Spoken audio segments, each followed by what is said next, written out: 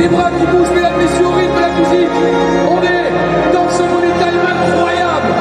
Et la sollicitation de toutes et de tous passe par votre participation, Michel. Nous vous téléphone respectueux.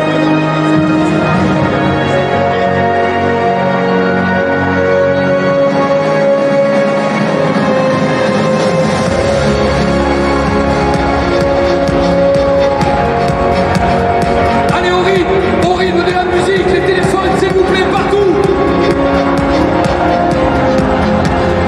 Qu'on soit pas spectateur, mais acteur. Car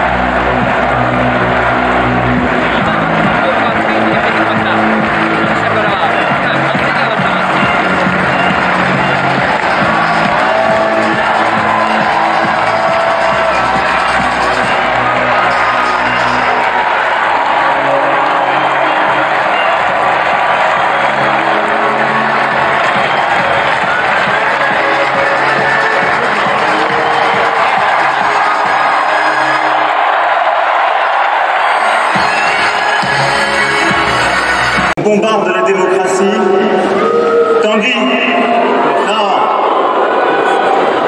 on va tout de suite se redonner une règle que vous connaissez.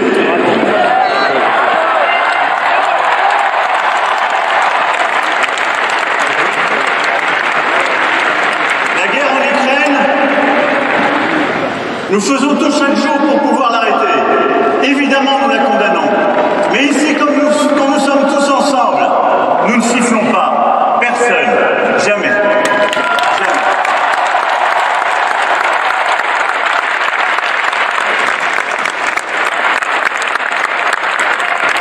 Parce que ce que nous menons, mais toujours avec le respect et l'exigence. Certains aujourd'hui, je le disais, bombardent à quelques heures de Paris. D'autres voudraient nous ramener en France des années en arrière. Et vous êtes là, tous, militants de l'idéal.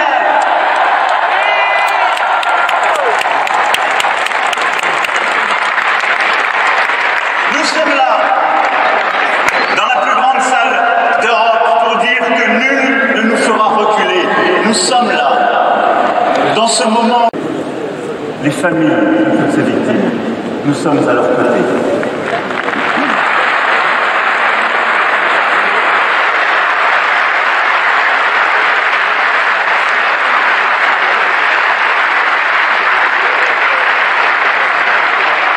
Pour garantir la sécurité pour tous, il fallait investir dans notre police, dans notre justice, recruter 10 000 policiers et gendarmes supplémentaires, augmenter de 30% le budget de notre justice, bâtir une justice de proximité plus forte. Nous l'avons fait. Et le taux de chômage est au plus bas depuis 15 ans.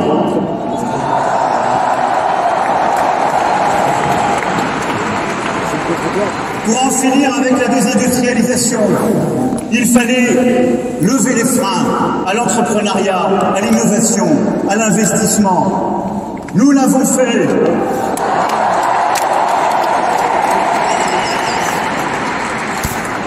Et pour la première fois depuis 30 ans, s'ouvrent davantage d'usines qu'il ne s'enferment.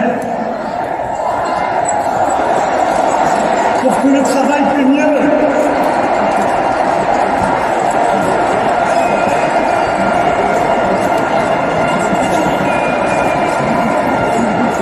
Pour que le travail paie mieux et permette à chacun de vivre dignement, il fallait baisser les cotisations, l'impôt sur le revenu, supprimer la taxe d'habitation.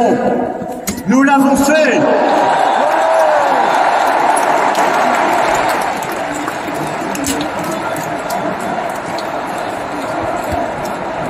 Et le pouvoir d'achat a augmenté de manière historique, notamment pour les travailleurs les plus modestes. Pour relever le défi du climat, il fallait accompagner les Français pour rénover leur logement, changer leur voiture. On l'a fait.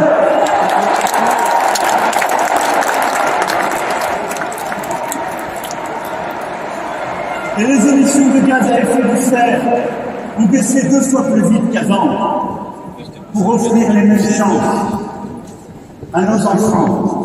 Il fallait prendre des décisions radicales, passer le congé paternité de 14 à 28 jours.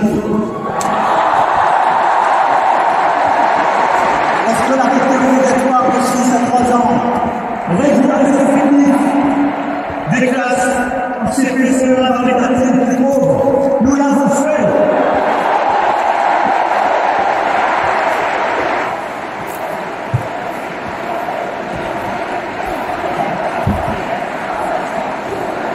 Pour permettre à notre jeunesse de trouver sa voie, il fallait développer l'apprentissage jusqu'à doubler le nombre d'apprentis. Nous l'avons fait.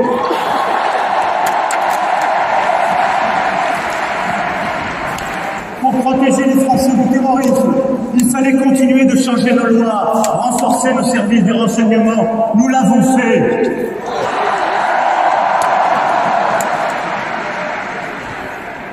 Je n'oublie à ce moment aucune des victimes de tous nos attentats, nos blessés, les familles de toutes ces victimes.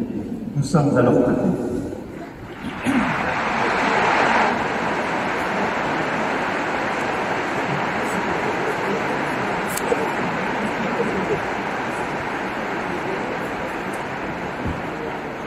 Pour garantir la sécurité pour tous, il fallait investir dans notre police, dans notre justice, recruter 10 000 policiers et gendarmes supplémentaires, augmenter de 30% le budget de notre justice, bâtir une justice de proximité plus forte. Nous l'avons fait.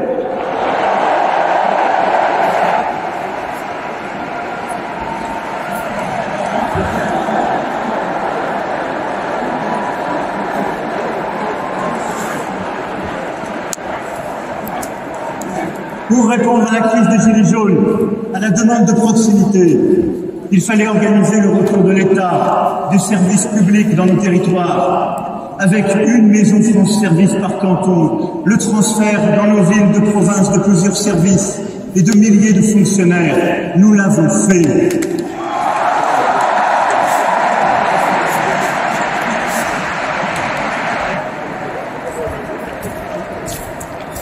Pour faire face à la crise sanitaire, il fallait protéger tout à la fois la santé, les emplois, l'éducation de nos enfants, nos étudiants, avec l'investissement dans nos hôpitaux et la mobilisation extraordinaire de nos soignants, avec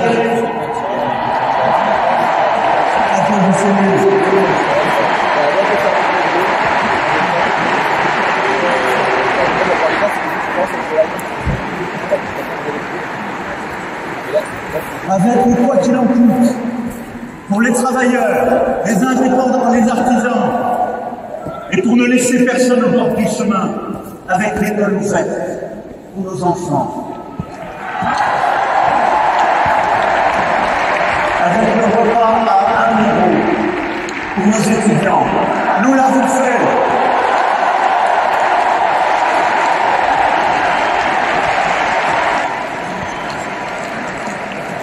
Et tant d'autres quotidiens ainsi améliorés.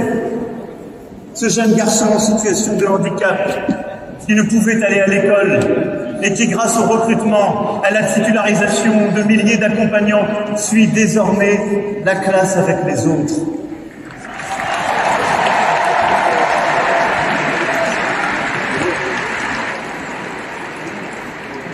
Ils sont 100 000 de plus par rapport à 2017 à pouvoir ainsi aller comme lui à l'école, au collège, au lycée. Cette jeune adolescente qui, grâce au Pass Culture, a trouvé le chemin d'une librairie. Ils sont plus d'1 million. Plus d'1 million. À avoir comme elle découvert une œuvre, un art, une vocation parfois. Cette maman seule qui était à découvert le 10 du mois et qui, grâce au service public des pensions alimentaires, vit désormais plus sereinement.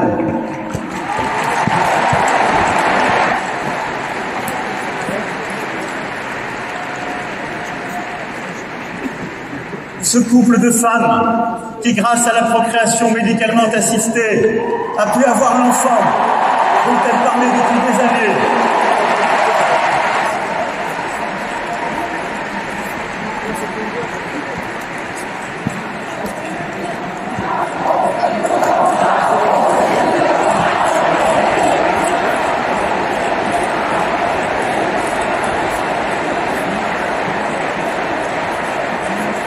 Et cette femme battue par son mari qui s'était enfermé dans le silence et qui, grâce au point d'accueil mis en place dans les commissariats, à la formation de nos policiers, de nos gendarmes, a enfin trouvé la force de parler, de déposer plainte, d'être défendue. Oui, mes amis, tout cela et tant de choses, c'était notre projet. Et c'est maintenant notre bilan. Nous l'avons fait.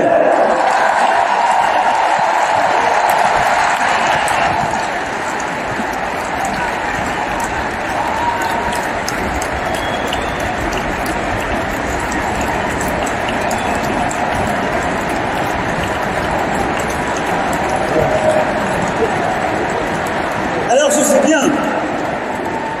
sais bien ce qu'on nous dit.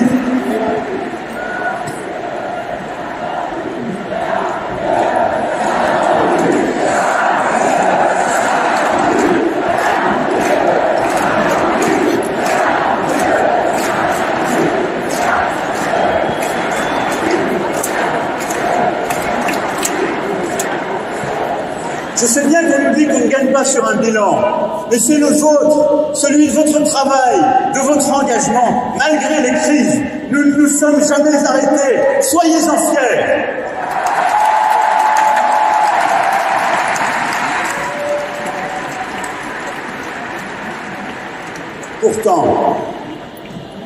Pourtant, comme vous, je vois encore tant de vies empêchées. Comme vous. Je sais toutes les lenteurs qui alimentent l'impatience, tant de blocages qui nourrissent la colère. Et moi aussi, vous savez, comme vous, je me suis parfois impatienté. Ça allait trop lentement, et ça n'allait pas assez loin.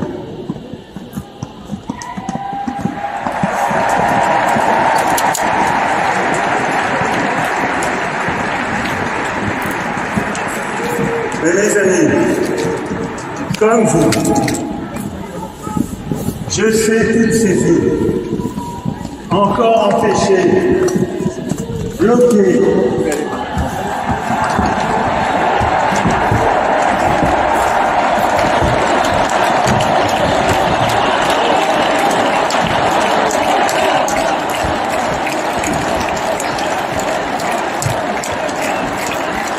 Comme vous, je vois les difficultés à finir le mois, les situations d'insécurité, les difficultés qui se multiplient parfois, et tant de progrès à accomplir pour faire reculer l'extrémisme.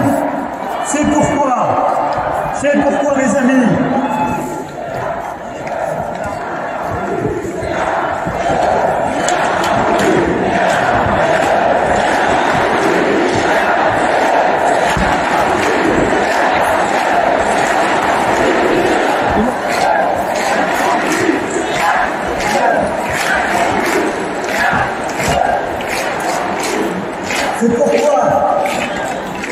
notre projet pour 2022 sera à nouveau un projet de droit réel, un projet de solidarité, un projet de progrès social. Oui, comme vous mes amis, je ne me résoudrai jamais à ce que des Français qui travaillent voient tout leur salaire partir en plein d'essence, en facture, en loyer, et renoncent finalement à offrir un cadeau à leur enfant. C'est injuste.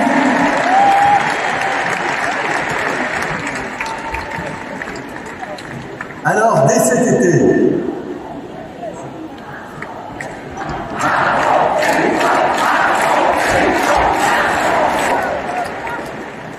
d'abord, nous n'avons pas attendu.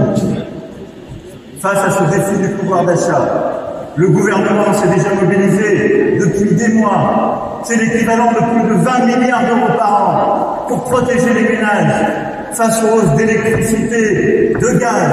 Et les bloquer, c'est aussi ce qui a permis de résister face à toutes les augmentations, dont celle de l'essence. C'est depuis hier l'Aristote décidé. Mais il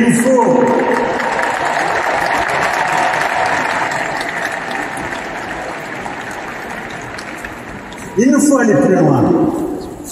Le vrai pouvoir d'achat, c'est celui qui vient du travail, qui est durable, par lequel, quand on travaille, on gagne plus.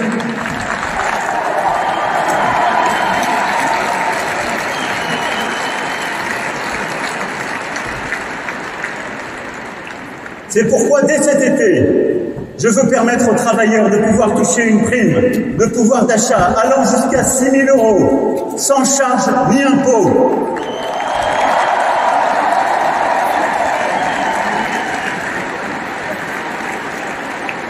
Dès cet été, les travailleurs indépendants gagneront davantage, 550 € de plus chaque année au niveau du SMIC.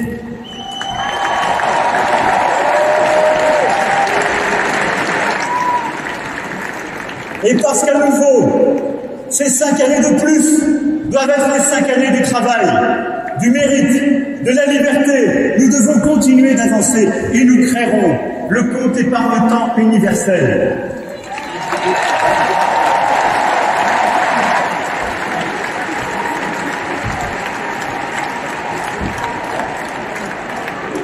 Ce compte suivra chaque salarié tout au long de sa vie.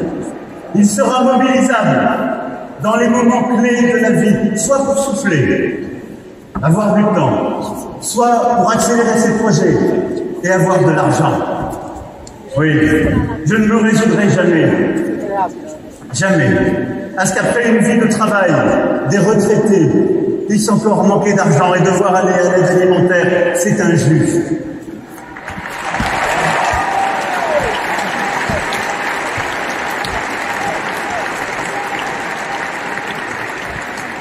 Nous avons pu, durant ces 5 années, améliorer plusieurs minima sociaux et améliorer certaines retraites pour nos paysans, pour nos artisans.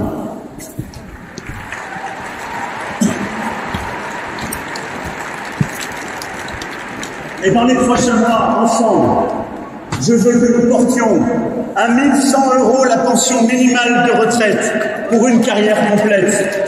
C'est justice.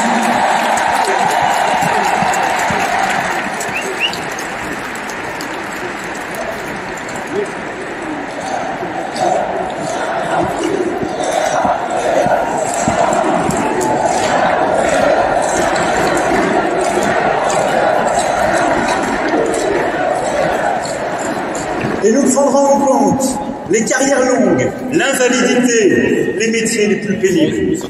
Je ne me résoudrai jamais à ce que des mères renoncent à leur carrière parce qu'elles veulent fonder une famille. C'est injuste.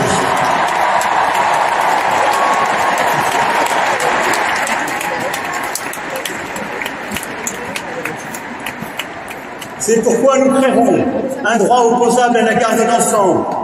Nous accompagnerons nos mères qui font un travail exceptionnel, comme sur beaucoup d'autres en la matière. Et nous revaloriserons de 50% l'aide versée aux mamans seules.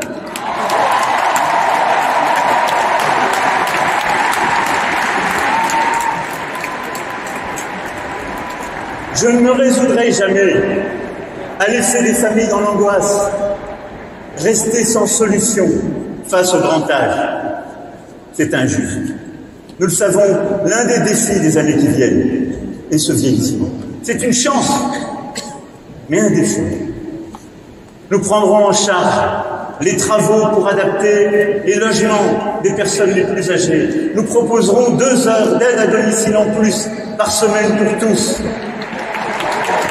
Pour que tous ceux qui le peuvent puissent rester chez eux.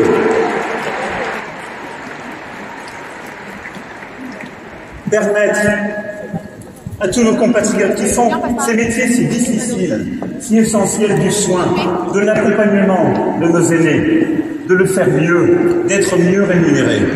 Et permettre à tous nos aînés qui peuvent venir chez eux avec leur place.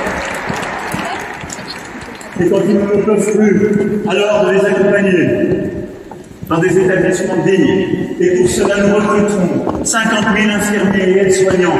Et nous renforcerons les contrôles. Car tous nous avons été indignés par les révélations faites sur certains établissements. Cela ne vaut pas pour tous. Et beaucoup font un travail admirable. Mais cela ne doit plus exister. Jamais. Nos vies, leurs vies, valent mieux que tous les profits.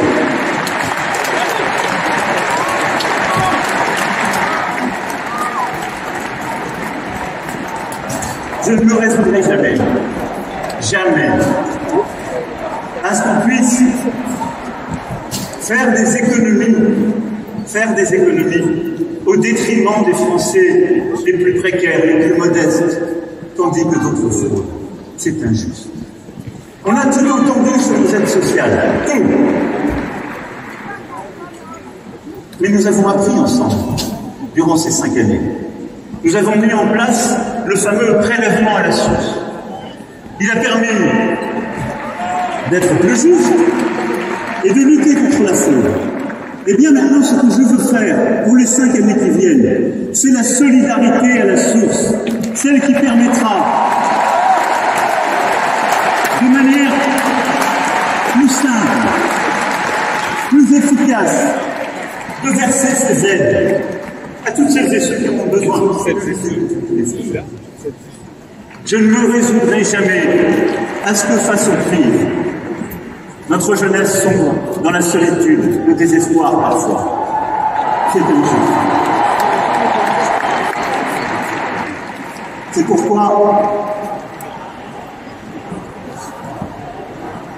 C'est pourquoi la santé mentale sera une priorité nationale.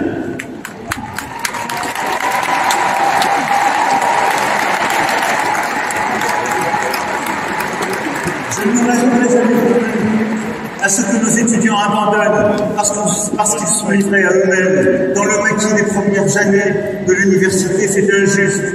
C'est pourquoi nous donnerons la priorité à l'orientation. Les places dans les filières seront fixées en fonction des besoins de la nation. L'autonomie des universités franchira une nouvelle étape.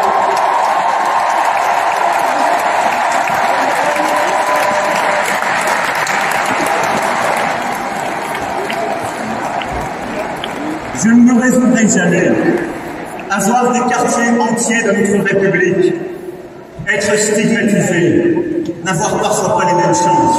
C'est injuste.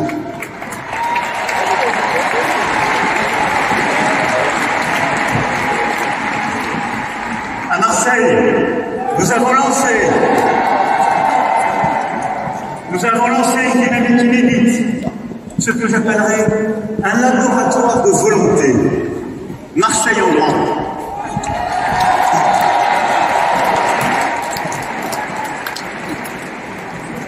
Et depuis la rénovation urbaine jusqu'à l'école, en passant par le sport, la culture, le soutien à l'économie, va révolutionner la politique de la ville.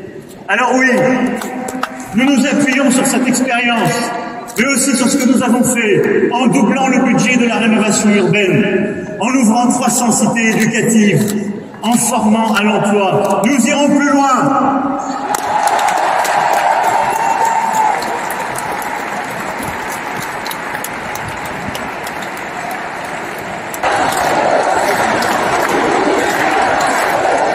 Je ne me résoudrai pas davantage à ce que nos campagnes, elles aussi, soient renvoyées à l'isolement, parfois aux préjugés, il n'y a pas les mêmes chances. Nous aimons nos ruralités. Nous avons tant fait avec leurs habitants. Alors oui, nous finirons de couvrir tout le territoire en très haut débit, en réseau mobile, comme nous poursuivrons la réouverture des petites lignes ferroviaires.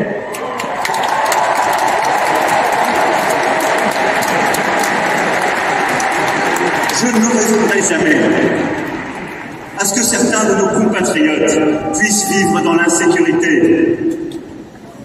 La présence des forces de l'ordre sur la voie publique sera doublée. 200 brigades de gendarmerie nouvelles installées. Des forces d'action républicaine mobilisées pour les quartiers les plus en difficulté. Et la sécurité, ne l'oubliez jamais, c'est aussi notre justice. C'est pourquoi nous créerons 8500 postes de magistrats, de personnel de justice, pour juger plus vite, en proximité,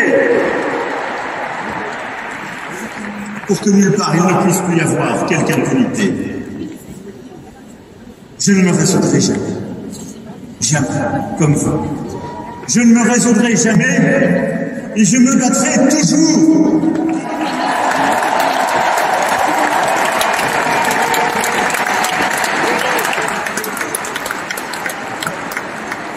Oui.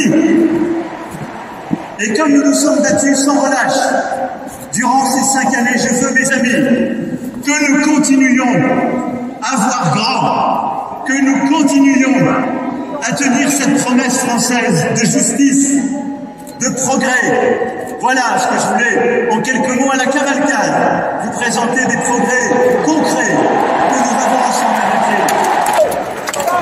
Mais tous ces progrès du quotidien, qui sont indispensables, ne doivent pas nous faire oublier quelques grandes causes essentielles. Ce que nous avons, sans relâche là aussi, conduit durant ces 5 années. La grande cause de l'égalité entre les femmes et les hommes.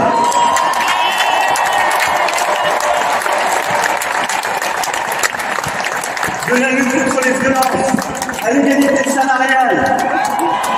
Et tant d'autres combats. Nous l'avons mené. Nos associations se sont mobilisées. Mais nous devrons faire plus. Nous devrons faire plus. C'est pourquoi, à nouveau, l'égalité femmes-hommes sera la grande cause du quinquennat qui suit.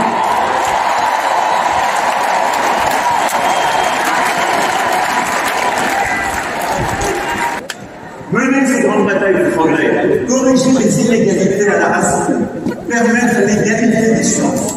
C'est cela aussi notre identité. Ne pas simplement les corriger, investir dans l'humain en quelque sorte. Alors oui, je veux que le deuxième grand combat, ce soit celui pour nos enfants. La protection de l'enfance, la protection de nos enfants. Merci. Plusieurs ici mènent ce combat depuis tant et tant d'années. Et nos enfants, si longtemps, avaient été les oubliés de nos politiques publiques. Je suis fier avec vous d'avoir lancé ce qu'on appelle les 1000 premiers jours. Ce grand projet qui, depuis l'extension du congé de paternité jusqu'à l'accompagnement des mères, vise à donner les mêmes chances à chacun, quelle que soit sa naissance. Mais il nous faut, au-delà de ce que nous avons commencé, aller plus loin, aller plus fort. Il nous faut protéger nos enfants des violences qu'ils subissent, des réseaux sociaux, du harcèlement dont ils sont trop souvent victimes.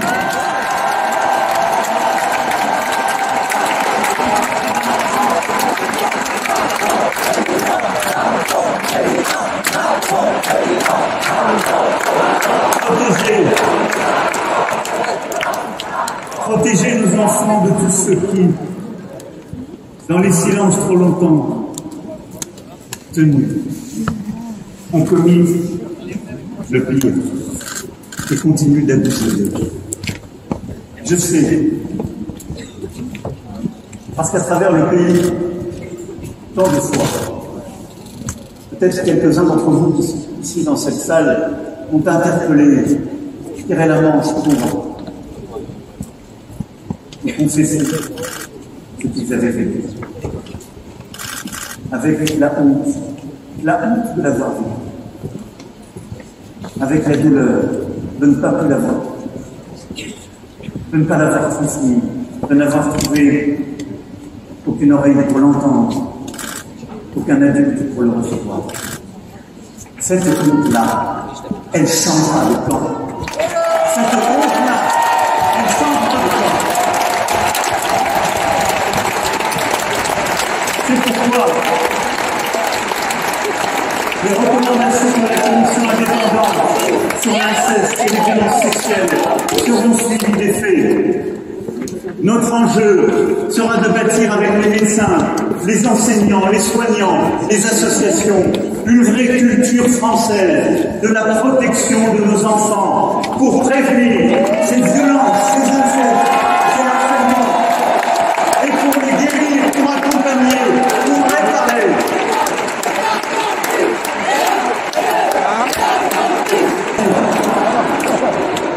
Pour prémunir les enfants des contenus de haine qui circulent sur les réseaux sociaux, de ces insultes incessantes qui vont jusqu'à enlever l'envie de vivre à certains de nos enfants. La lutte contre le harcèlement sera accentuée avec la mise en place de délégués dans chaque collège, la formation que nous avons déjà commencée, qui sera renforcée pour nos enseignants, et l'extension des numéros et des plateformes d'appel, et le contrôle parental que nous avons constitué sera installé par défaut sur chaque appareil. Oui, protéger nos enfants.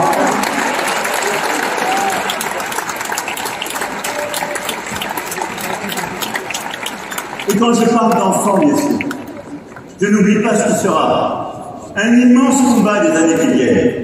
Ce troisième grand combat, au-delà de tous les progrès que je vous décrivais, celui de l'éducation.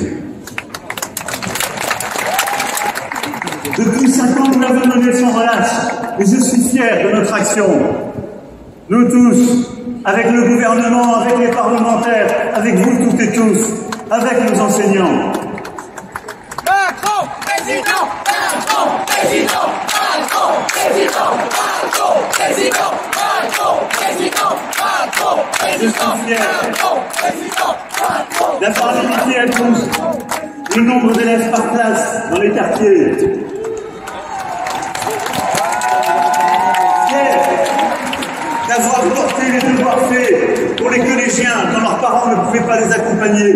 Fiers d'avoir permis l'ouverture de 300 internats d'excellence, de campus des métiers, d'avoir battu cette école inclusive. Fiers avec vous de tout cela. Mais je suis lucide. L'ascenseur social reste encore trop en panne. Trop de professeurs sont encore découragés. Trop de parents inquiets. Trop d'élèves malheureux. C'est pourquoi nous renforcerons l'enseignement des savoirs fondamentaux, français, mathématiques et ce jusqu'au baccalauréat. Nous généraliserons le sport à l'école, 1 demi-heure par jour à l'école primaire, dès septembre.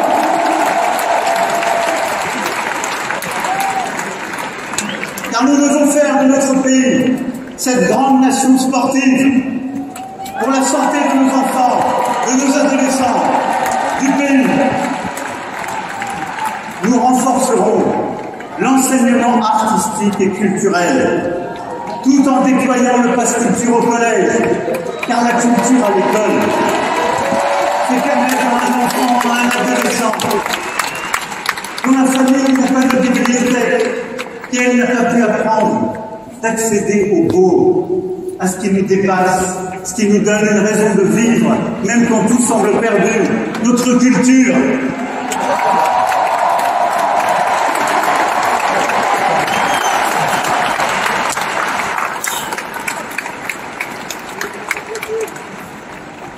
Nous ferons du collège le lieu où l'on apprend à mieux connaître les métiers et à s'orienter. Et nous accompagnerons mieux les adolescents dans ces moments charnières, en particulier la classe de 6e comme la classe de seconde.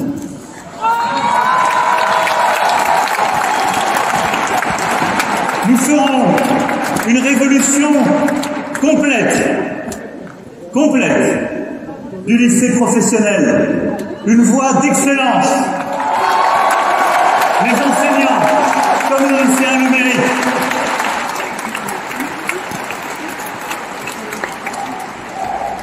Mais surtout,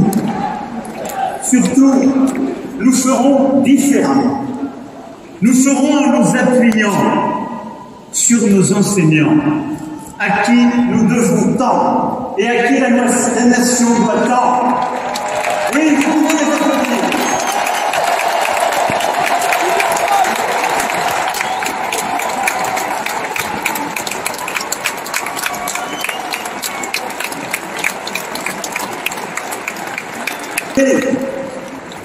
Nos enseignants, ceux qui nous ont parfois, par les mains tendues, un regard bienveillant, permis de devenir ce que nous n'étions pas censés devenir. Ces artisans de la République qui permettent à chaque destin d'enfant parfois de conjurer le sort. Nous leur avons tant demandé. Quand nous avons voulu rouvrir l'école le 11 mai 2020, je sais ce que nous leur avons demandé. Je veux ici, peut-être tout particulièrement et tout personnellement, les en remercier. Alors, pour leur permettre d'exercer pleinement leur mission, instruire nos enfants et faire des républicains, nos instituteurs, nos professeurs seront mieux rémunérés et plus libres de proposer.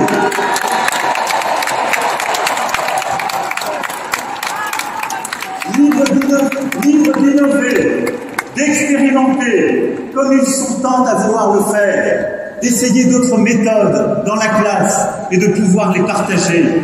Libres de leur carrière, libres de choisir un établissement pour son projet de pédagogie singulier et de s'extraire des mouvements géographiques qui parfois les assignent à résidence.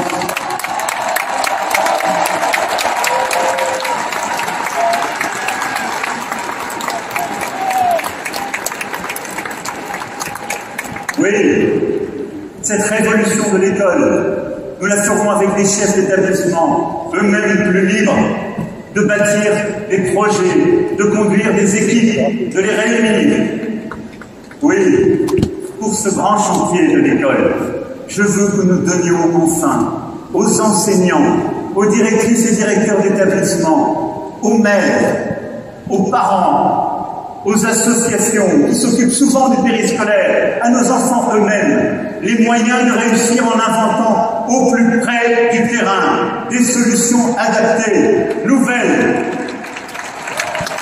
fortes, ambitieuses.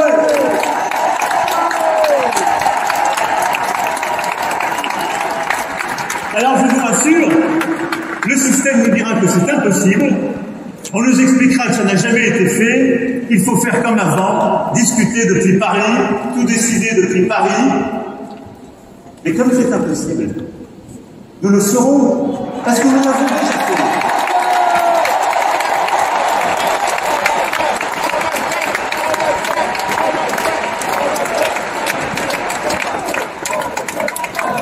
Et puis investir dans l'humain, corriger les inégalités à la racine, c'est évidemment parler de notre santé.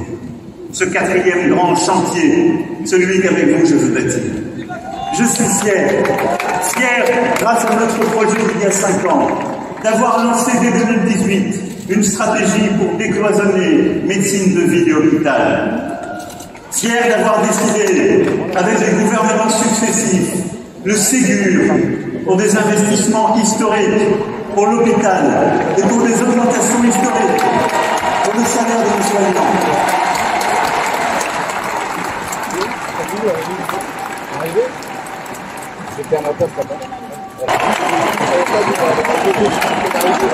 Mais soyons lucides là aussi. Soyons lucides là aussi. Sans doute avons-nous bien fait, mais sans doute était-ce tard. Et nous ne pouvons pas ne pas regarder en face l'épuisement de tant de soignants. Et j'ai une pensée pour eux, élus, mobilisés, parce qu'ils continuent de se battre dans les hôpitaux, dans leurs cabinets, pas simplement contre le Covid, continuent à se dire, contre les formes de Covid longues, et contre toutes les maladies que nous ne pouvons pas oublier. Applaudissez les soignants.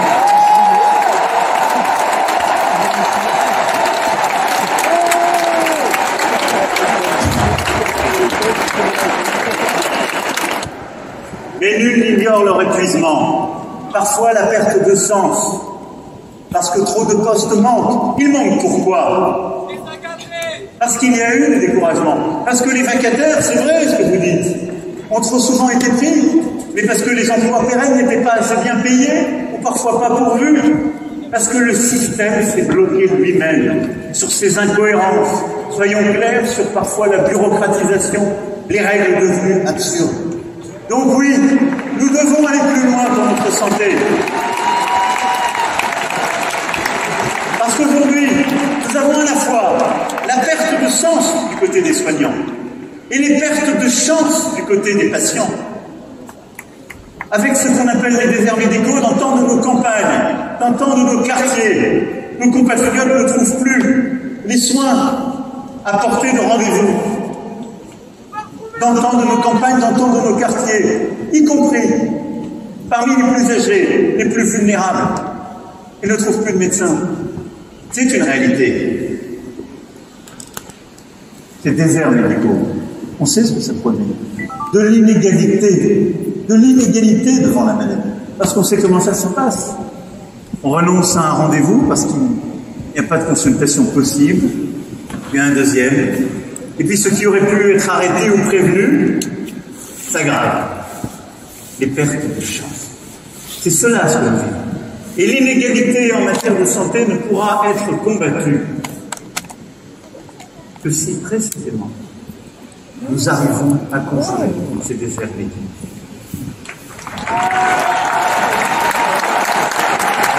C'est contre cela, contre ces inégalités d'accès aux soins indignes de nous, que nous agirons. C'est pour cela, d'abord, que nous développons la prévention. Nous avons déjà mis en place des diagnostics, on appelle 10 pour nos jeunes enfants. Nous avons mis en place des diagnostics dont nous sommes si fiers à juste titre, en particulier détecter plus tôt les différentes formes d'autisme chez nos enfants et chez les plus jeunes. La salle circulaire de ce bleu qui va avec, en effet, ce jour de l'autisme où nous sommes. Et je veux ici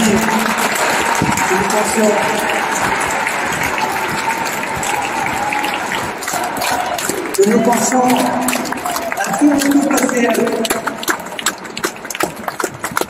qui sont atteints d'autisme, quelle qu'en soit la forme, qui vivent au milieu de nous, avec nous, et dont nous sommes fiers. Et je veux dire à leurs familles, à leurs enseignants, à leurs accompagnants, à leurs soignants, que nous en sommes fiers.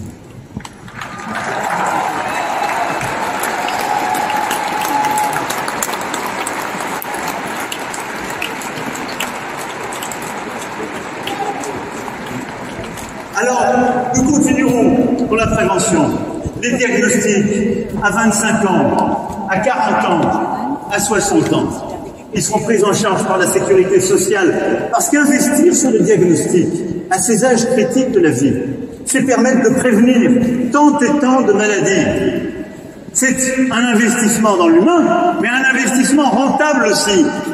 Bien moins coûteux que d'aller ensuite guérir trop tard. Et nous agirons avec force pour faire reculer ces déserts médicaux. Partout où je me déplace, d'Aulnay à Amiens, depuis Guillaume à Mulhouse, de Martel à Tours, on en parle. Alors il n'y a pas de recette miracle en la matière, on le sait bien. Il y a le bon sens et la volonté. Le bon sens et la volonté de permettre à des infirmiers et des infirmières, à des pharmaciennes et des pharmaciens, de pouvoir dégager nos médecins de certaines tâches, de faire eux davantage pour que nos médecins puissent prendre plus de patients. Il y a le bon sens et la volonté qui consiste à dire que les gardes ne sont peut-être pas un mauvais système. Et d'ailleurs, il se trouve qu'on n'est pas moins malade la nuit ou les week-ends qu'on y était il y a 15 ans. Mais qu'il faut peut-être nous réorganiser sur les territoires, savoir les payer justement, mais retrouver sur chaque territoire une offre de soins continue. Le bon sens et la volonté qui doivent nous conduire à redonner plus de responsabilités à l'hôpital, aux soignants, à changer la gouvernance de nos hôpitaux, à décloisonner entre l'hôpital et la médecine de ville nos organisations, à permettre à des jeunes médecins qui veulent s'installer d'être salariés encore davantage, de travailler un peu à l'hôpital et un peu à la ville, d'inventer sur le territoire, au plus près, les solutions innovantes et de le faire là aussi avec nos élus qui connaissent ces problématiques, en lien avec eux, de le faire entre médecins, paramédicaux, associations de patients, citoyens. Le bon sens et la volonté consiste à dire que si nous voulons qu'à la fin de leurs études de jeunes médecins s'installent en zone rurale ou dans les quartiers les plus difficiles, nous pouvons en créer les conditions. Voilà ce qu'il nous reviendra de construire ensemble.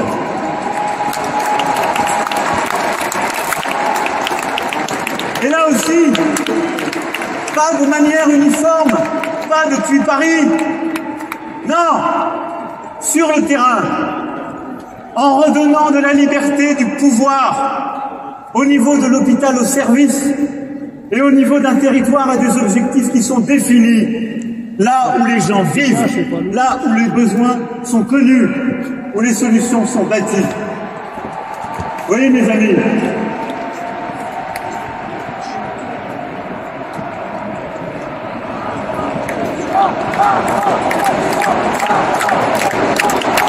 oui, mes amis, je vous rassure, malgré vos applaudissements, là aussi, le système viendra nous dire que c'est impossible. Et nous le ferons.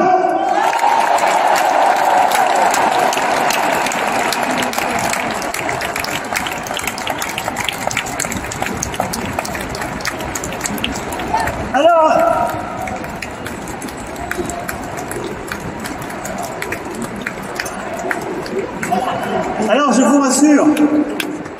vienne vous parler là de nos progrès, de chaque jour, des nouvelles conquêtes que nous voulons faire, de ces quatre grandes causes que nous allons porter, sur lesquelles nous allons nous battre et innover. Mais pour y arriver, pour financer cela, il n'y a pas d'argent magique. Et j'ai une mauvaise nouvelle, il n'y en a pas davantage aujourd'hui qu'il n'y en avait il y a 5 ans. Et donc,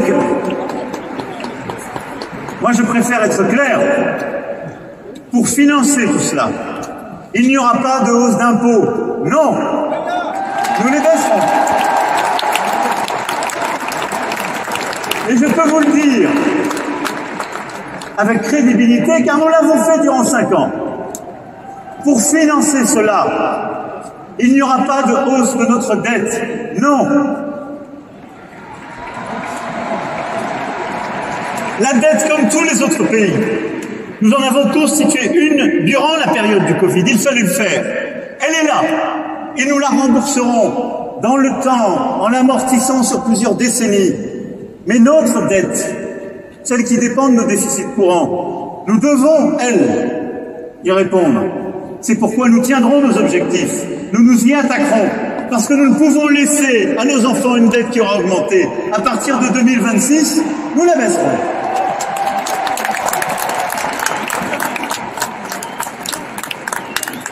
Non, tout ce que je viens de vous décrire, nous ne le ferons qu'en travaillant davantage, qu'en produisant. C'est ça la vérité. Et c'est cela qui a toujours été notre fil directeur durant ces 5 dernières années. Alors, parfois c'est agréable à entendre, parfois ce n'est pas agréable à entendre, je sais. Mais oui, il n'y a pas d'État social, il n'y a pas d'État-providence, s'il n'y a pas un État productif fort, s'il n'y a pas une France qui invente, qui produit, qui travaille, qui crée de la richesse pour pouvoir la redistribuer. On ne reprendra pas le contrôle de nos vies, du progrès, s'il n'y a pas tout ça. Alors j'assume, oui, de vous dire qu'il faudra travailler plus.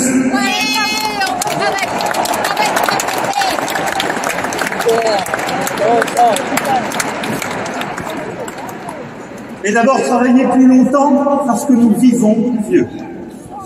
Et oui, comme l'ont déjà fait l'Italie, l'Espagne, l'Allemagne, tant de nos voisins, il faudra de manière concertée, bien sûr, de manière progressive et visible, passer l'âge de notre retraite à 65 ans.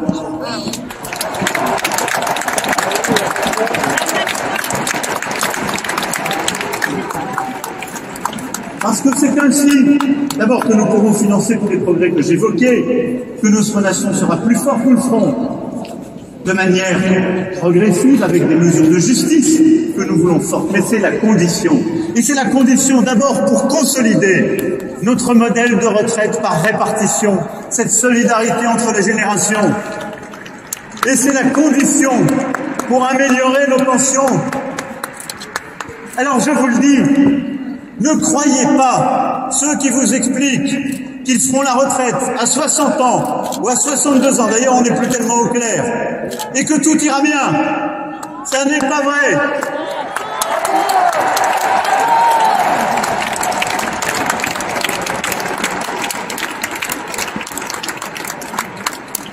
Mais travailler plus, c'est aussi travailler plus nombreux. J'assume, oui, de viser l'objectif du plein emploi. Car grâce à tout ce que nous avons fait ensemble durant ces 5 années, pour la première fois, depuis le milieu des années 70, notre pays peut dire dans les 5 années qui viennent qu'il atteindra le plein emploi. Oui, c'est possible.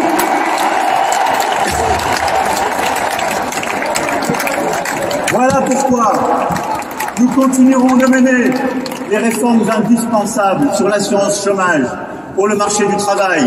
Voilà pourquoi nous continuerons de donner plus de liberté à tous nos entrepreneurs. Voilà pourquoi aussi nous mettrons en place pour les bénéficiaires du RSA, de 15 à 20 heures par semaine, des activités de formation, d'insertion, de réinsertion,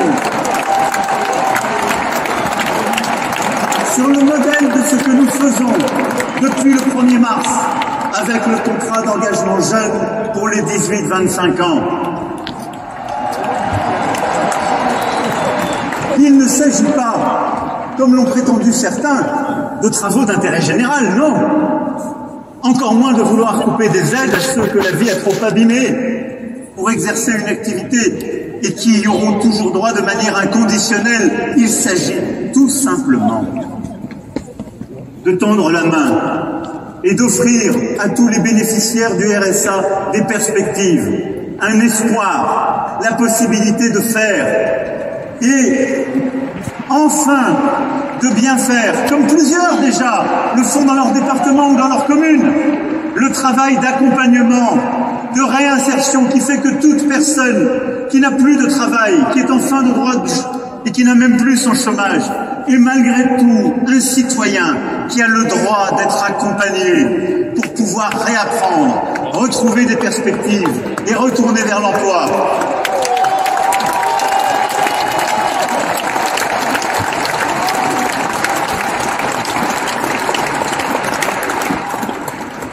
Nous le ferons, car la France est une nation solidaire, une nation humaine, une nation qui ne laisse personne au bord du chemin. Mes amis,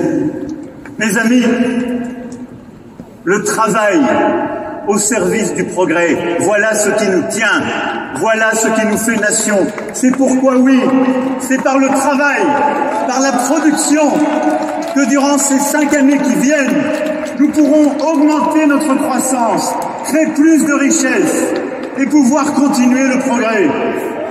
L'humanisme au service du progrès, voilà ce qui nous unit, voilà pourquoi nous nous battons. Un humanisme qui part du réel, qui regarde les difficultés en face, assume les choix à faire, mais ne cède jamais rien de son idéal. Travail, humanisme, progrès. Voilà ce que nous voulons faire ensemble. Voilà ce qui nous rend si fiers d'être français. Nous ne sommes pas tout à fait les mêmes en 2017. Ni vous ni moi. Il y en a qui ont toujours autant d'énergie. Et vous et moi.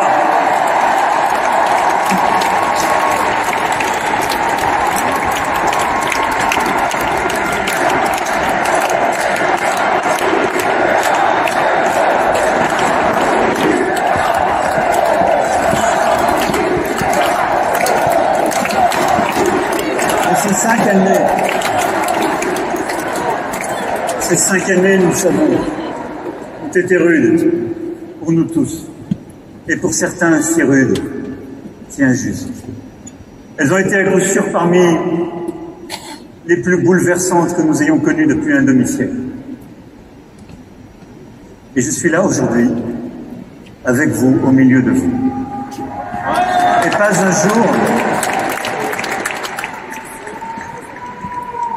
un jour de ces 5 années, je n'ai oublié vos visages, vous voyez tout à l'heure, vos regards.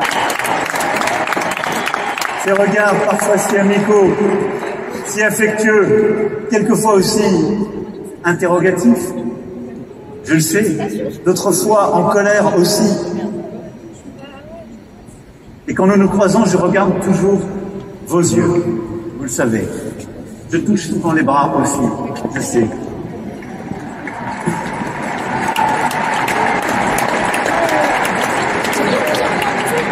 Et quand on est le responsable, on est celui à qui forcément on demande des comptes. C'est une chance incroyable d'être accompagné par les regards, de ceux qui vous ont choisi, comme par les regards de ceux qui ne vous ont pas choisi. Alors, je veux vous remercier tous, militants, élus, engagés depuis tant d'années à mes côtés. Je vous remercie tous.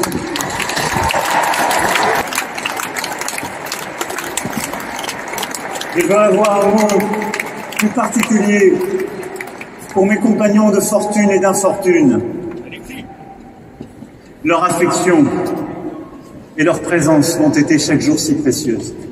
Alors, chacune et chacun a son style, certains impénétrables, d'autres passionnés, certains militants, de bon caractère ou de moins bon caractère. Il y a ceux qui montent à l'assaut, ceux qui ont le silence des sages. Mais je veux leur dire,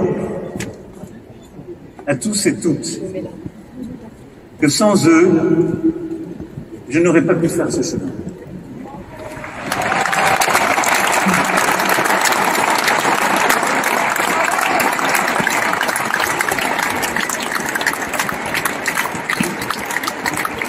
Il y a malheureusement quelques-unes et quelques-uns qui ne sont plus là. Mais il y a tous ceux, compagnons de nuit d'échange et de travail,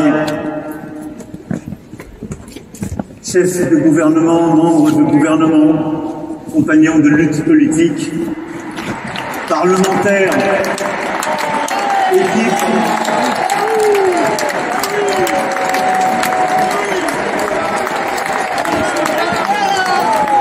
à tous, je veux qu'ils sachent la place qu'ils ont prise à mes côtés. Je ne le dis pas, je le sais suffisamment, je le dis parfois mal. Et de celles et ceux des premiers combats impossibles jusqu'à celles et ceux qui ont rejoint ces dernières semaines, qui sont là, celles et ceux dont les nuits n'ont plus existé, qui travaillent à mes côtés. Le mouvement ailleurs, merci.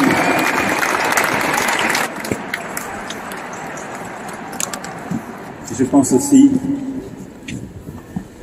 à celles et ceux qui n'ont pas pu être là ce soir. Oh, mais je vais y venir, ne vous inquiétez pas.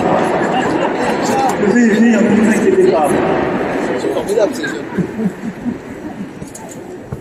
Et j'ai une pensée aussi pour celles et ceux qui ne sont pas là ce soir à nos côtés, mais dont les vies de combat nous permettent d'être.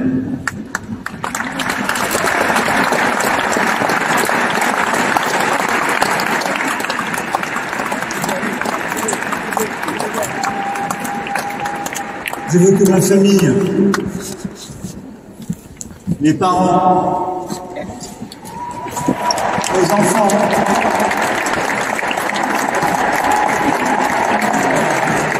nos petits-enfants,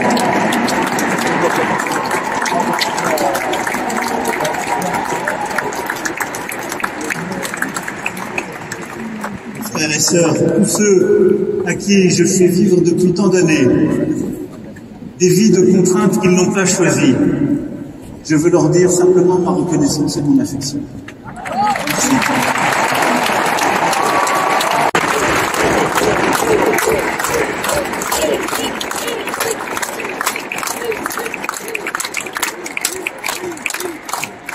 Et puis, vous savez tous, sans qu'il soit besoin d'en dire plus, l'évidence,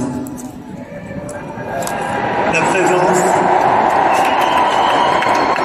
de celle qui m'importe le plus, qui m'apporte le plus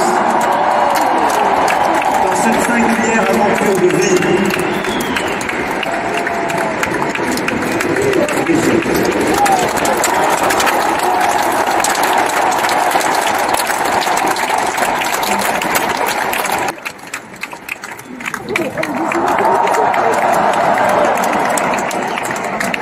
Alors oui,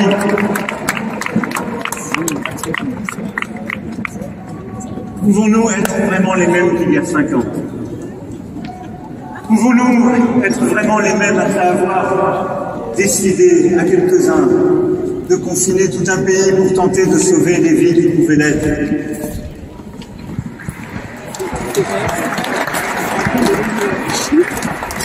Pouvons-nous être les mêmes quand on a eu à regarder dans les yeux les familles de nos soldats morts au Mali, notre liberté?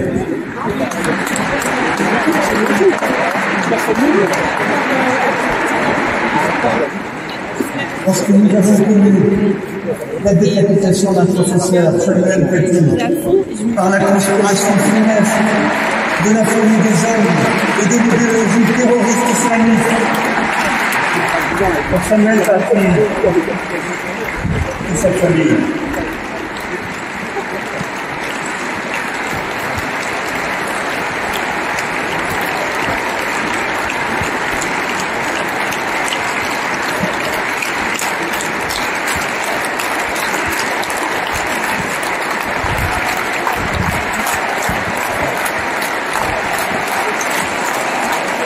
Historique en la matière, et nous continuerons.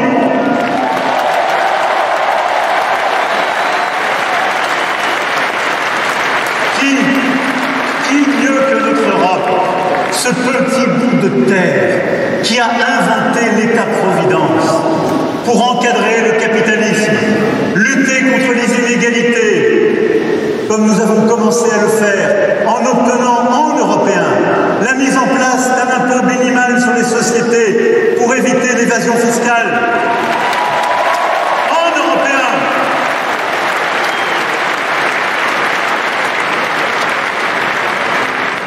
Oui, ces derniers jours, j'ai entendu parler beaucoup d'évasion fiscale et de cabinets américains. Bon. Simplement, je voulais rappeler à tous ceux qui s'en indignent, ils les ont à chaque fois utilisés dans leur collectivité ou gouvernement. Mais surtout, s'indigner contre l'absence d'impôt minimal, vouloir se battre contre l'évasion fiscale, on ne le fait pas en français, ça n'est pas vrai. Parce que l'entreprise contre laquelle on se bat, elle va s'installer en Belgique, elle va s'installer à nos frontières, elle délocalise, mais elle continue de sévir. Ces gens-là n'ont donc plus compris comment le monde fonctionnait. Non, il ne faut pas simplement s'indigner, il faut agir. L'impôt minimal en européen, nous nous sommes battus, nous l'avons fait. Et cet impôt minimal, c'est celui qui fera que toutes les sociétés internationales devront payer un minimum d'impôts là où de la valeur est créée, en européen, car c'est ainsi qu'il faut agir.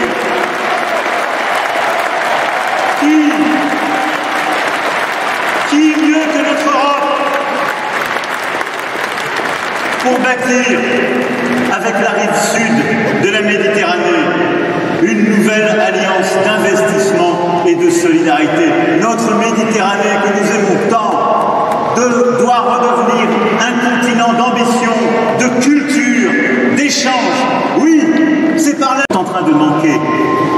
C'est en européen, par l'Europe, que nous répondrons à cette crise qui vient. Qui mieux que l'Europe pour réussir la neutralité carbone en 2050 ?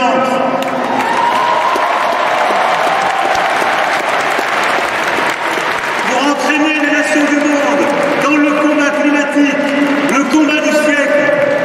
Et je suis fier que notre pays ait été parmi les premiers au printemps 2018 à avoir porté cette ambition européenne de la neutralité carbone 2050. Nous y sommes tous et nous le ferons.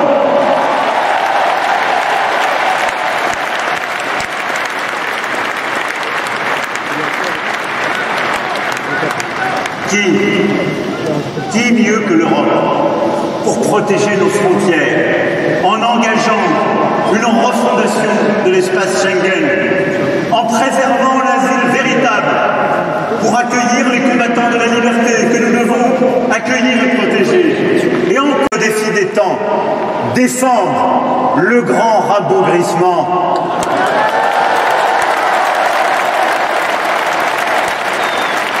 Nous continuerons à nous engager pour que notre Europe avance.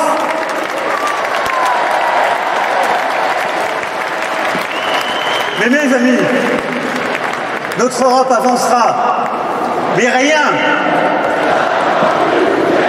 de tout cela.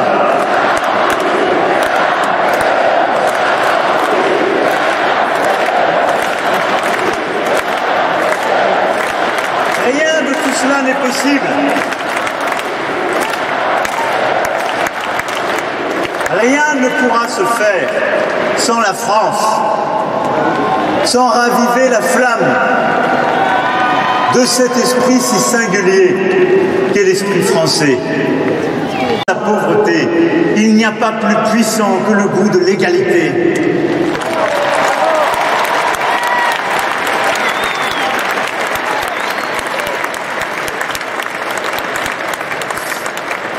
Face à ceux qui tentent de semer le poison de la division, de fragmenter, de fracturer les hommes, il n'y a pas plus puissant que la force tranquille de la fraternité.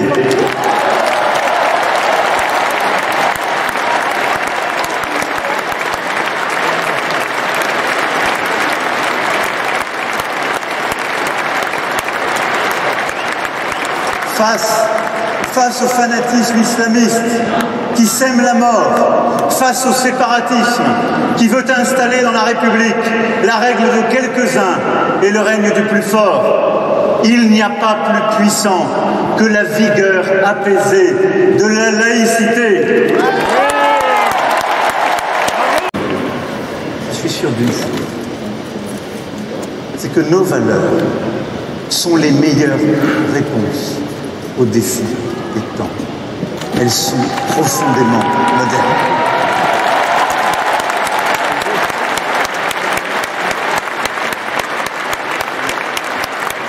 Liberté, égalité, fraternité, laïcité. Je suis sûr d'une chose, c'est que ces valeurs ne sont pas des acquis, non. Elles doivent être défendues sans relâche. Elles sont une conquête de chaque matin. Je suis sûr d'une chose, c'est que nos valeurs ne vivront que si la France est forte, indépendante, puissante. Bravo!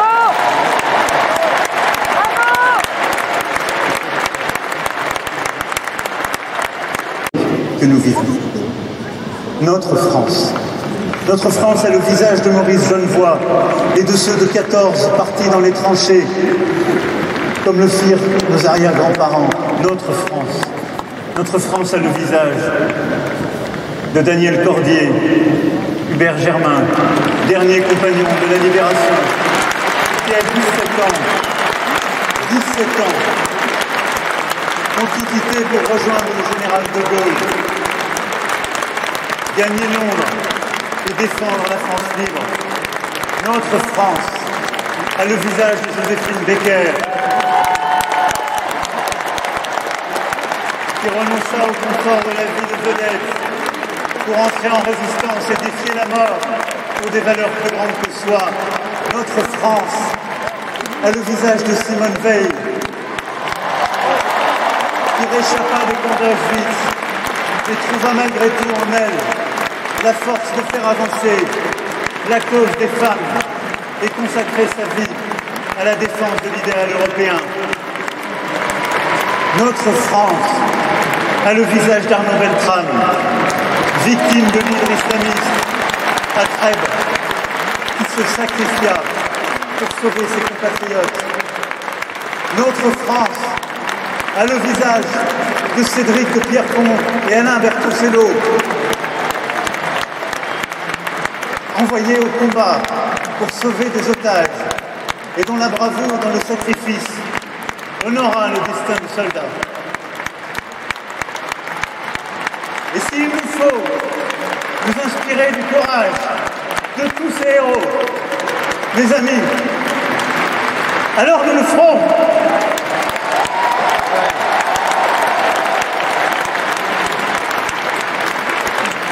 Nous le ferons pour nous-mêmes et nous le ferons pour le monde, car la France n'est pas n'importe quelle nation.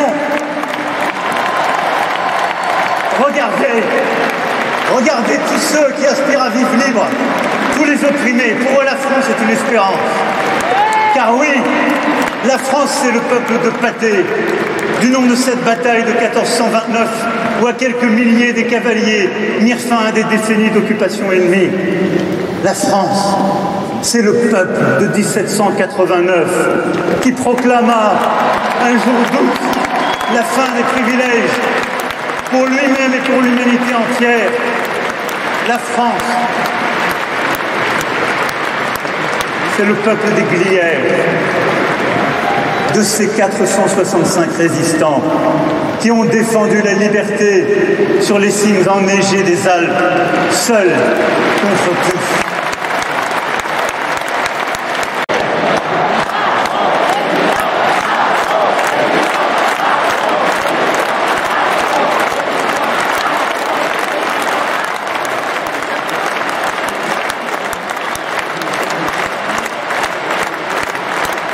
Nous sommes cette lueur d'espoir qui ne faiblit jamais, même lorsque tout semble perdu. Ce pays qui, même dans les temps les plus troubles, ne cède jamais rien de son idéal. C'est cela, à la fin, la France. La flamme de la résistance, la force de l'espérance, une singularité qui inspire, une générosité qui emporte la France au fond. Ce sont des moments de bravoure et quelques mots d'amour.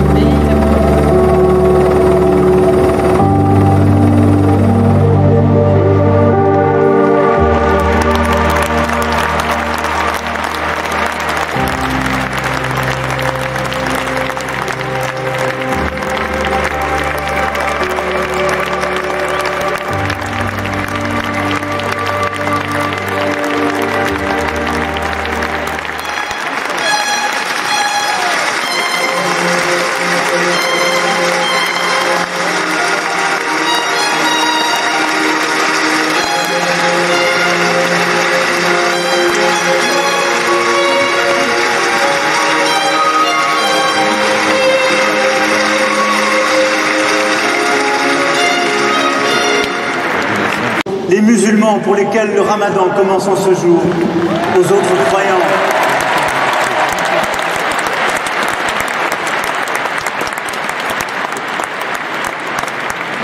Les combats nécessaires si nous ne voulons pas diluer notre force dans nos divisions. Depuis 2017, nous n'avons cessé d'agir pour une France unie. Et cette tâche est comme sans fin. Mais je l'assume. Je me suis souvent demandé, au fond, ce qu'était dans notre pays, au plus profond de lui-même, être président. Ce que ça signifie. Depuis tout à l'heure, je défends tant de projets, tant de progrès, tant de batailles, et je pourrais vous dire chacune d'entre elles. C'est d'essayer d'œuvrer, je crois profondément, pour qu'à chaque instant, tous nos compatriotes se souviennent pourquoi on vit ensemble et soutient. C'est cela, s'il n'y avait qu'une fonction.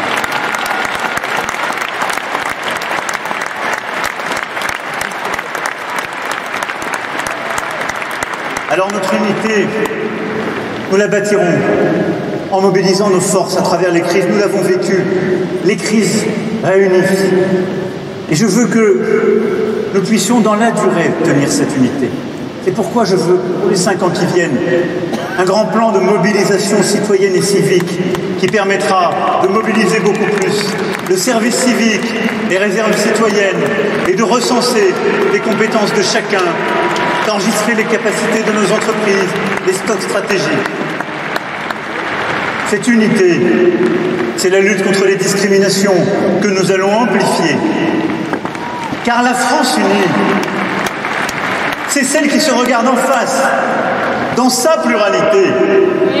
La France unie, c'est celle qui sait que renoncer à lutter contre les discriminations serait retrancher une part d'elle-même.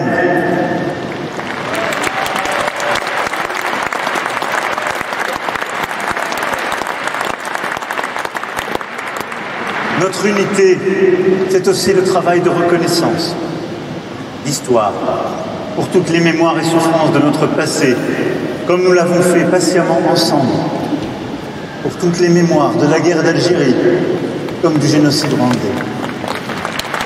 Notre unité, c'est notre patrimoine culturel et naturel pour lesquels nous ne cesserons d'investir pour préserver et restaurer. Notre unité, c'est de continuer à nous voir tels que nous sommes. Ce pays monde, dont les contours disent la vocation universelle, cet archipel unique qui s'étend sur tous les continents grâce à nos outre-mer. Nos outre-mer, grâce auxquels nous sommes un trésor de biodiversité et la deuxième puissance maritime mondiale.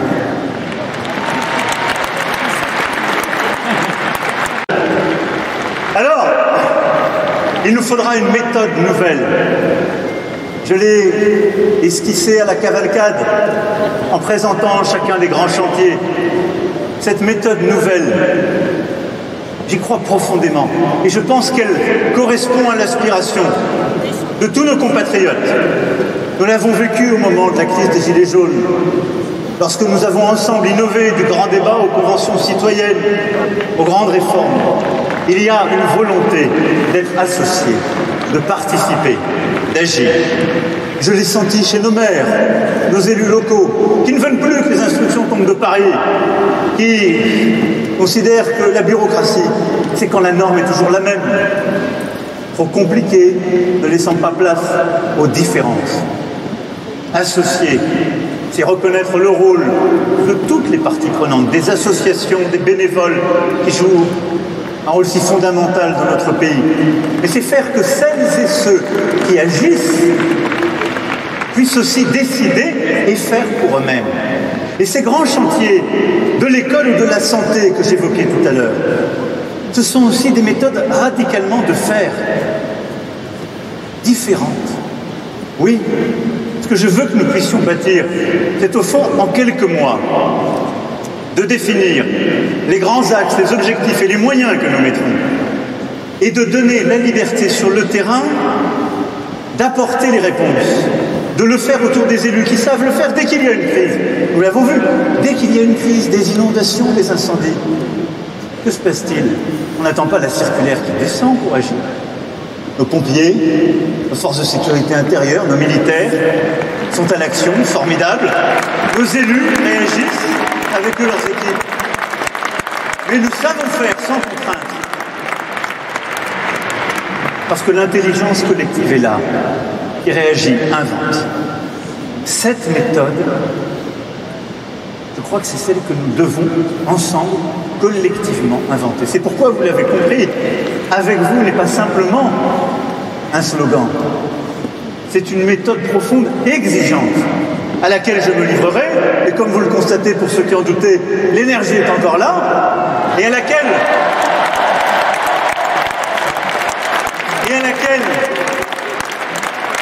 le gouvernement, les administrations se livreront. C'est une réforme de l'État profonde, inédite, à laquelle je crois profondément. Elle ne passe pas par des textes compliqués, par des grandes lois, par des grands décrets. C'est une réforme de méthode, de culture radicale.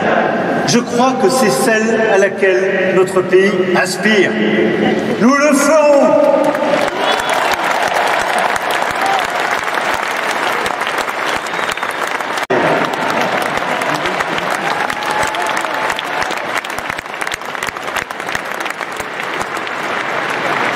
Mais tout cela, c'est pour unir. nous permettre d'agir, de faire et de décider en crise. Alors mes amis, toutes ces promesses, ces progrès pour chacun, cette nation de l'engagement, cette unité française, cette Europe forte, tout ce que je viens de vous décrire, n'est pourtant pas une certitude. Vous pensez que ce que dit là est impossible? Pourtant, cela peut advenir. Ne croyez pas les sondages ou les commentateurs qui seraient formels, qui vous disent que c'est impossible, impensable. L'élection est déjà jouée, que tout va bien se passer. Regardez-nous, regardez-vous, il y a 5 ans, on le disait impossible. Regardez, du Brexit à tant d'élections, ce qui paraissait improbable et qui a pu advenir. Alors je vous le dis avec beaucoup de force ce soir, rien n'est impossible. Mais je ne veux ni l'arrogance, ni le défaitisme. Je veux la mobilisation générale, la volonté et l'action.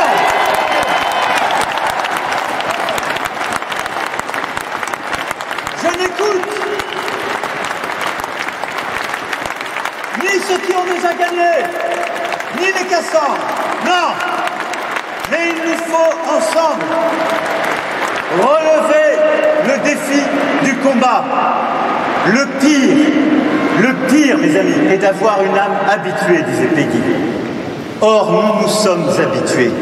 Le danger extrémiste aujourd'hui est d'autant plus grand que depuis plusieurs mois, plusieurs années, la haine, les vérités alternatives se sont banalisées dans le débat public.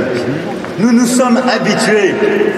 Nous nous sommes habitués à voir défiler sur certains plateaux de télévision des auteurs antisémites, d'autres racistes, maniant à longueur de journée.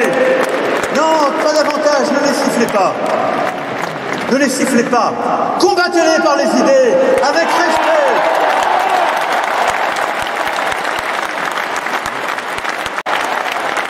Le combat, c'est maintenant. C'est le combat du progrès contre le repli. Le combat du patriotisme et de l'Europe contre les nationalistes.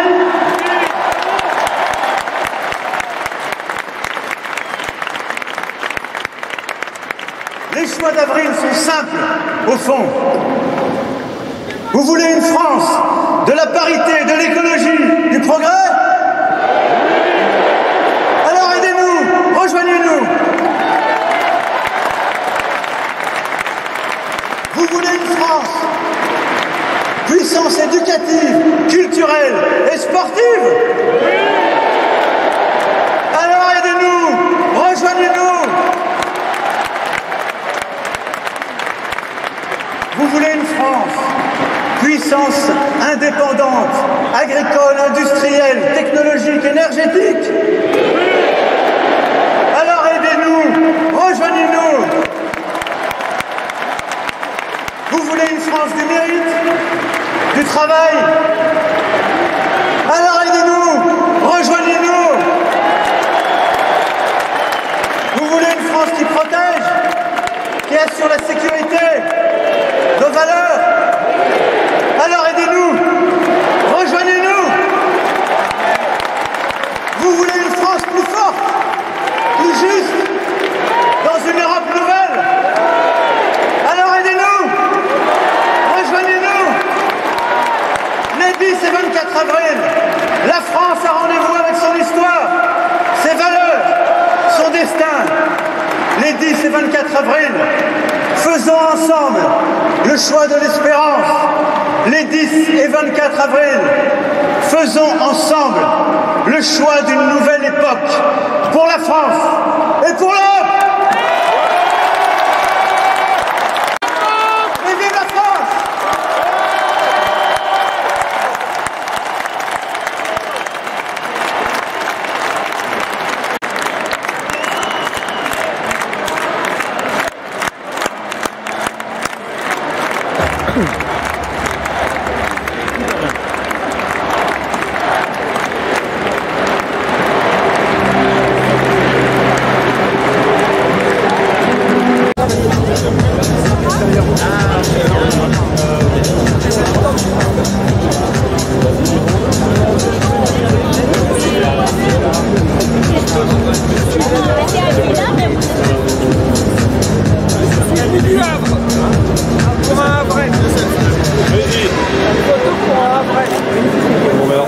On sort pas. Comment ça va?